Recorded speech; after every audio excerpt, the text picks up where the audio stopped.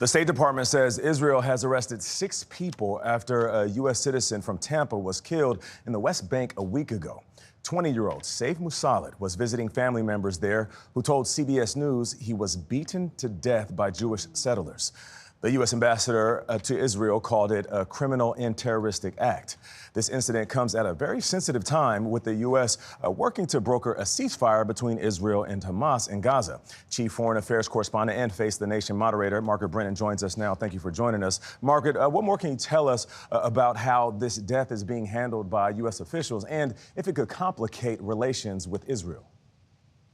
Well, Nate, it's remarkable to hear Ambassador Huckabee refer to it as a terrorist act, considering that the attackers were Israeli settlers. In the past, he's endorsed the view that God promised the West Bank to Jews and not Palestinians, and he even said there's no such thing as a Palestinian.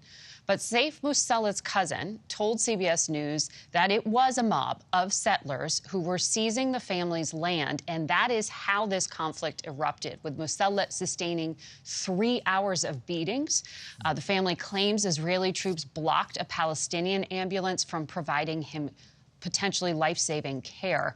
This week, Secretary of State Rubio did make it a point to say Israel must figure out who was in that mob. And last evening, as you mentioned, the State Department said 6 people connected to the murder were arrested by Israeli authorities, but we have very little public information. Here's what makes this politically charged.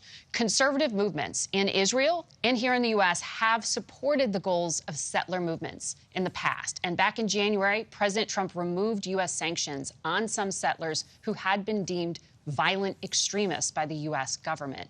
Despite the high tensions in the West Bank, he has not condemned settler violence.